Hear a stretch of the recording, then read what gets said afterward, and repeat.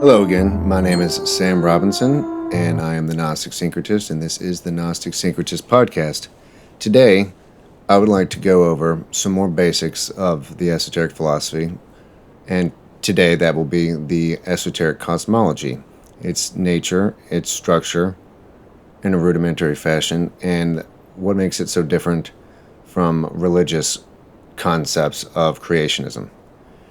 So, today, that is what we'll be covering. And once again, thank you for joining us and welcome to the podcast. I've seen that many more people have subscribed. And thank you very much. And thank you for all your comments. So, what makes religious cosmology so different from the esoteric cosmology? Well, I guess the first thing would be to do just to go over the religious version. And so, the religious version pretty much in the Western world is the Abrahamic version, whether Judaic, Christian, are the main two. And in these cosmologies, if you can call them such, you pretty much have the nature of deity, God, as they call it, often Jehovah or Yahweh, being a male deity, a male-only deity. And he essentially creates the universe, allegedly in 7 days, and without it being according to any sort of natural structural laws of manifestation. He just kind of creates it on, even though it says it takes 7 days, it essentially is done in a sort of basic fashion without much explanation, without much structure, and without any sort of stage-like progression, even if it seems to be stage-like. It's so rudimentary as to be almost unrecognizable as a cosmology. So not only do you have a male-only deity, you also have almost an instant creation, and an instant creation that has a beginning, and I guess you could say has an ending, according to Revelations, though many would say Revelations is not at all what many Christians think that it is, and what it refers to is not what they think it is. So, regardless of that, the creation and creationism, according to the Judaic concept of Yahweh, happens very quickly over a few pages in Genesis. Doesn't really explain very much, doesn't really offer you very much in a way of understanding how the universe actually originated in any step-like progressive sequential fashion, and is almost seemingly instantaneous as far as we can tell. With even some Christians thinking that it only happened 6,000 years ago. So, one of the first major issues with this concept is the idea of a male-only deity. A male-only deity is seemingly able to create the universe without its feminine counterpart or principle. And thus you immediately have the issue of disequilibrium and an unequal level of power garnered by the male principle and the male deity, who does this all by itself. And to me, it does not, it kind of reeks of a polarization of the male principle in favor of it, and totally almost not even just figures, but relegates the female principle and archetype to almost off the screen. And to me, that would mean that creation would be inherently in an unequal and unharmonized condition from its very outset. So that does not make sense, and it does not seem to be how the universe would actually come into being. So that's one of the first problems. The second problem is the fact that it happens over literally only a few paragraphs. It really doesn't explain anything. It doesn't really offer the mind any sort of structure or a deeper set of principles that are involved in this creation of the universe, and and also of the human being. It's just a rapid fire, done in one and done over 7 days, with very little for the human mind to grasp onto, except that it's over very quickly, and now moving on to the next part of Genesis. And this always essentially did not sit well with me as I grew up. I found out that there were other versions of cosmology that were much more in detail, much more structure involved, with principles of manifestation that allowed a logical sequential fashion to unfold from top to bottom, the spiritual down to the physical realms. So what sets the esoteric cosmology apart from this form of Judeo-Christian creationism is actually quite a lot, and even in its advanced form offers so much for the mind to meditate upon and to analyze, that there is really hardly any equal in spirituality when it comes to versions of cosmology. The esoteric cosmology remains one of the most sophisticated, complex, and explanatory versions of the origins of man and the universe that I've ever encountered, and essentially it is in every version of the esoteric tradition, with many of them agreeing in the principles of universal unfoldment and in the cycles of manifestation. They pretty much agree, and sometimes they use different terminology, but they do agree largely in their cosmology, with some being a little more ornate than others, but they are interpenetrative and interconnected as a form of cosmogenesis, as it has often been called. Whether it's the theosophical version, the Rosicrucian version, the anthroposophical version, the esoteric Buddhist, the ancient Brahmanic traditions, all these essentially postulate the same beginning and the same cyclical nature to the origins of the universe and us as well, though I will not cover our origins today, because that is a vast scheme and a vast structure of ideas that is a little bit more advanced, so I'll cover that in a future podcast. Excuse me.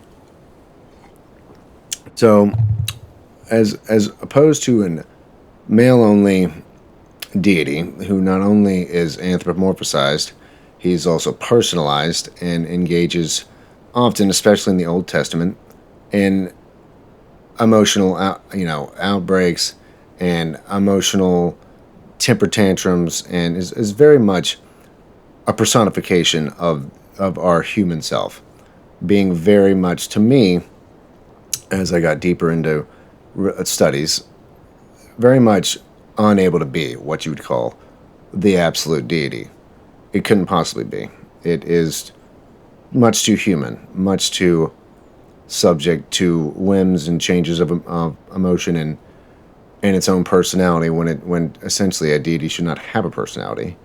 It should be, at best, a principle, an all-encompassing, omnipresent principle. How can it be if not only does it pick chosen peoples at various times and incorporates them into its structure, but also tells them to engage in either warfare or political subterfuge or conquest? I mean, no real absolute deity would ever do this, and is fundamentally opposed to a philosophical concept of God.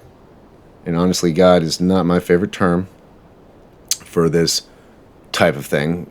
God is very nondescript and simply just comes from the word good, and doesn't really describe anything about it. And not to mention, it is in no way a form of words that can relate to the mind any sort of aspects or lack of aspects regarding the nature of deity. So, what the esoteric cosmology postulates, according to almost every one of the essential traditions that have existed throughout history and have existed throughout the human time frame that we have any history, is the idea of a unconditioned, unmanifested, eternal root principle or essence, from which no aspects or attributes can be allocated to it. It is without aspects. It is without attributes. It is essentially without name. They often refer to it in, say, theosophy as space, all capitalized, and it's space being essentially a nondescript, inordinate, inscrutable, an unknowable root essence that is what the rest of creation is essentially emanated from. And emanationism is very different than creationism. It essentially states that the being itself, which is a non-being essentially, is emanating the rest of the cosmos, which remains within itself. Everything in the universe and the cosmos is the deity. There is nothing separate. Everything is unified. Everything is one. It is what some have called the all. The all is one, and one is all. Everything is part of the all, and the all is also part of everything else. There is nothing in the universe that is not the one, the absolute. And this absolute essence, in some almost paradoxical sense, remains outside of its creation, while its creation or emanation of the periodical universe is almost suspended from this absolute essence, and not technically, and it's not involved. It is an involution of a mirrored reflection of it, which you could also call what God is. God, or the one, is the mirrored reflection of this absolute essence. And this one God, or one principle, is often simply referred to as the Logos. Or you can maybe call it Brahma, or you could call it, the All. And the one is the first crystallization of this unconditioned principle. In Kabbalah, this would be Kether, being crystallized, or as a focal point within the deity of Ein Sof, within the unconditioned absolute Ein Sof.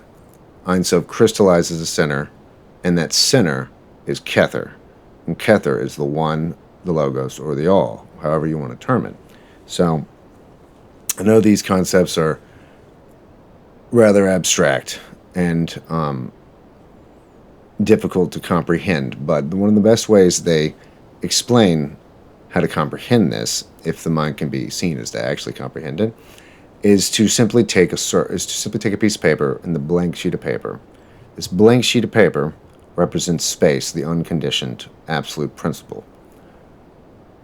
It is also referred to as the circle. The circle, you draw a circle on this piece of paper and state, as they often do in many of these esoteric traditions books, they call it, the circle is what you would call one that is, its circumference is everywhere and its center is nowhere. And so try to imagine an all-encompassing like space, like you would think of as the actual space out in what we call space. That space is all that exists. It is everything. It permeates everything. Everything is within it. All things are contained in it in a latent potential. When it creates and crystallizes and emanates Kether, or the one, it becomes a focal point of potentiality. Still only one step removed from non-being and the absolute principle, yet resting on the verge of actual phenomenal creation, as the universe, but in a state of full potential. And that full potential then breaks up into two more aspects, and together they form a trinity, as the Trinity is in Christianity. They have different names for it, but you would call it the duad and then the triad, and you would have a triune or triple trinitarian concept of the one, the two, and the three. And the two and the three are the male and female aspects and principles of this one, essentially non-gendered potential energy that is the one and the all. And so when the all goes into manifestation and becomes stimulated, which would relate to the beginning of the universe, it breaks up into two, and that two is the male stimulating energy. And in Kabbalah, that would be called Chokmah, and it becomes Chokmah and, Kether. And then to essentially create form, Binah is the third principle. And I'm not really trying to specifically use Kabbalah, but for me it helps because it has very good structure to how it explains the concept of cosmogenesis. While, say, in Theosophy, you would have Mola Prakriti, where you have cosmic substance and cosmic ideation. Cosmic ideation being kind of a cosmic intelligence and of the most rarefied spiritual nature that emerges out of Brahma, and then you have cosmic substance, which would be Binah, or form, and the absolute primal root of what we call matter in this very dense physical world that we find ourselves in. So these are the archetypes of energy and form, or force and form. And that is the beginning of cosmogenesis, or the esoteric cosmology. You start with an absolute principle. You have that absolute principle emanate the single one, the sole God, and then that God breaks up into various aspects of itself, and the first two become a trinity, and that trinity is what manifests through an array of differentiated aspects of this same type of archetypes, all the way down through manifested cosmos. And this cosmos is periodical. According to esoteric cosmology, the law of periodicity, and then it's a cycle. The cycle and rhythm of the universe creates universes, kind of like one after another. There's no multiverse. There's sequential universes, because at the end of each era, or day of Brahma, as they call it in the esoteric cosmology, everything in the universe is reabsorbed back into this absolute root essence or principle, the absolute unconditioned essence. And after a time, it reawakens back into activity after a long sleep and creates another universe, on and on and on. And essentially is said to be upon a higher plane, or in a higher, not a higher form, but things are advanced in each succeeding universal creation or emanation of the universe. So periodically, this absolute essence awakens into activity by a law of itself, by the nature of its own self, and the universe goes into an emanation phase and a stimulating phase, and the one is created, and the two and the three are created, and then this trinity of archetypal or supernal forces and concepts create and emanate the rest of the differentiated aspects of the universe, and on down the chain, from the most rarefied spiritual aspects to the most physical and gross and densest aspects, where we exist here in the physical world. And so you cannot find an esoteric tradition that doesn't postulate an unconditioned, unmanifested root essence that then is broken, not even broken or divided up, but essentially emanates itself, reflects itself into the one, and then the one becomes two and three, and then these three emanate and differentiate the rest of the cosmos. Each one has maybe some different terms. So, Theosophy, Rosicrucianism, Gnosticism, and, anthroposophy are all uniquely in agreement with these ideas of cosmology. While, you can see that the root essence is not gendered, like in the Abrahamic exoteric version, where it's male only. This is, and not even just androgynous, it's ungendered. It is, the idea of gender doesn't even come into the equation until much further along. So even the one is ungendered and androgynous. It exists as both the potentiality of male and female energy and concepts and archetypes. The male and the female come into effect with the 2 and the 3. The 2 is male and the 3 is female. And between the two of them, they generate in a harmonic way, in a harmonious and equalized way, the rest of the cosmos. And so the nature of esoteric cosmology is inherently about equilibrium of principles and archetypes. Nothing comes into the universe unless it is equalized, like I said in the last podcast, by its opposite. Thus, everything that comes into manifestation has its opposite. Thus, equilibrium is maintained throughout the structure. And therefore, at the highest aspect of the cosmos, you have one in equilibrium. The one in equilibrium, not existing as male or female, but in one whole, a unified principle with the potential for both. And to me, these concepts make a lot more sense than your normal cosmology, or if you can even really refer to the Judeo-Christian creation as a cosmology. I don't tend to think of it as such, but maybe they would argue with me on that, but they better have some pretty good arguments, because it doesn't seem to be much of one to me, since it only covers a couple of pages and is very unexplanatory. So the rest of cosmology in the esoteric tradition, once you have the triune God and the Trinity, comes through an enormous scale of differentiation and densification of these these cosmic substances in this cosmic intellect, which with the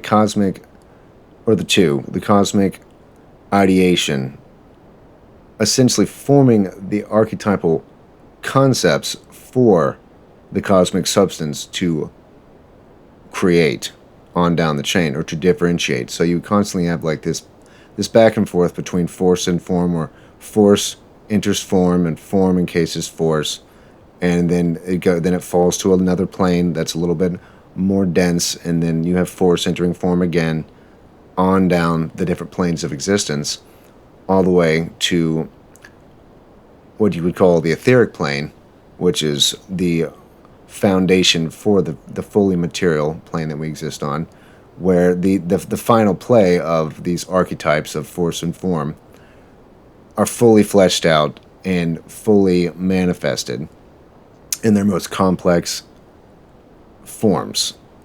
So, and in Kabbalah, this would be Hod, this would be Yesod, and Hod and Netzach, which are the 7th, 8th, and 9th. So the 7th is Netzach, and Hod is the 8th, and Yesod is the 9th, which is more like the astral etheric spheres.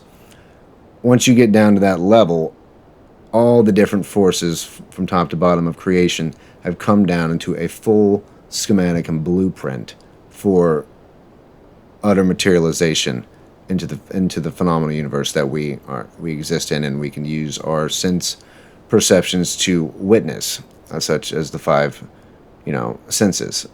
So it takes a long way and a long time to reach this materialized phase of existence in the esoteric cosmology.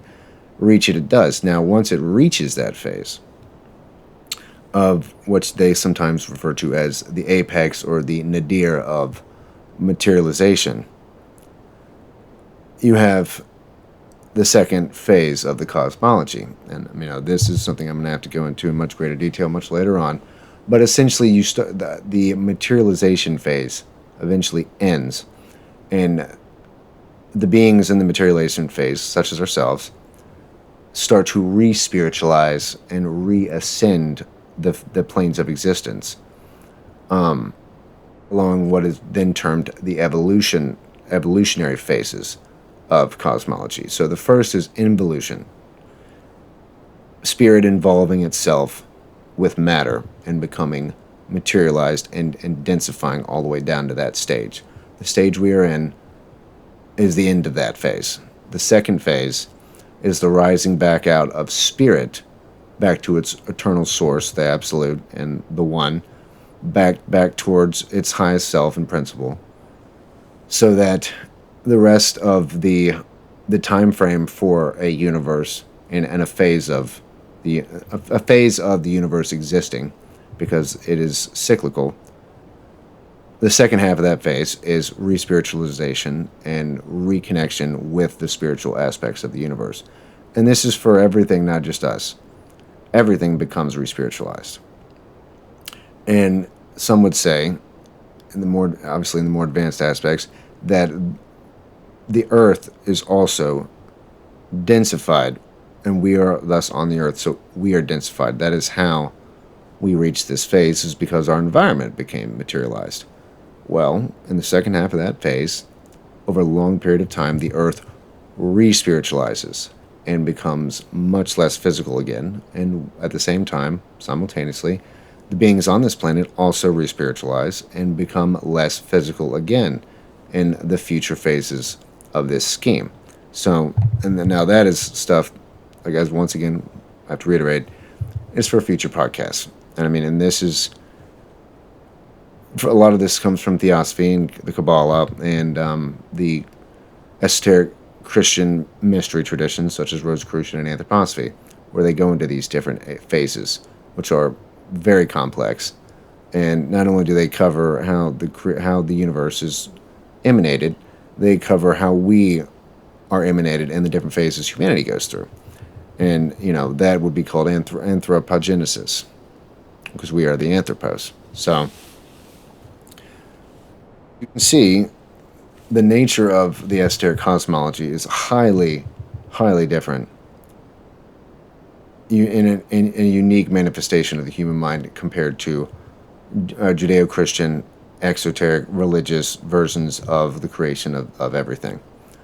And the principles involved starkly differ. The complexity is starkly much more advanced, yet seemingly more logical and philosophical. And at the same time, it gives you something to kind of stew about and to ruminate about. You can meditate on these concepts for a long time, years, and they will continue to unfold new aspects and new insights into the nature of yourself and of the environmental area that we exist in this sphere, and many of the spheres beyond it that are less physical. So I've honestly found it to be an extraordinary scheme, and has really helped me grasp the nature of reality on its different layers and different planes, as well as grasp the nature of myself and how I have come into being and where my being is supposed to go and evolve towards. And so it has honestly helped me a lot grasp these concepts and grasp the nature of my evolution and the evolution of the cosmos. While even, you could say, scientific materialism really starts with the Big Bang, well, that not much is really, not much help comes from either that paradigm or exoteric religious paradigms when it comes to the nature of the cosmic creation and the nature of man's creation. They don't have much to offer. I mean, even when you mix the two, there's not a lot to be offered, as far as I can tell. Though some of their points, especially maybe in, evolution, that they consider evolution in academia, might have some points at some point in the whole scheme. It is in no way the scheme itself, and should never have been considered to be a full scheme and paradigm for man to understand his place in the universe. In a lot of ways, it's completely disempowering and relegates us to an inferior place than we belong, while at the same time disempowering us for any sort of personal growth. Also, destroying the idea of future growth, because, essentially we're done according to their paradigm. And in the religious paradigm, we don't really have any future growth either. We are simply just waiting to enter the afterlife, while this part of existence, this material world and life cycle, from birth to death, doesn't mean much either, except for where you go afterwards. While in the esoteric cosmology, there's obviously reincarnation, and what some have called the ensouling of the monads, or monadic ensoulment. And that is also another podcast for later. And I hope that this explanation and delineation of esoteric cosmology has been in some way helpful to anyone that views this. And once again, my name is Sam Robinson. I am the Gnostic Syncretist, and this is the Gnostic Syncretist podcast. And I'll have another video coming out soon. I'll flesh out some more of these concepts and try to maybe go into some specifics. But I still want to cover some of the basics of the esoteric tradition, philosophy, and cosmology before I want to go into anything more advanced, because unless the fundamentals are grasped, the rest of the scheme will be almost incomprehensible otherwise. So, thank you for watching. My name is Sam Robinson. I am the Gnostic Syncretist, and we'll see you next time.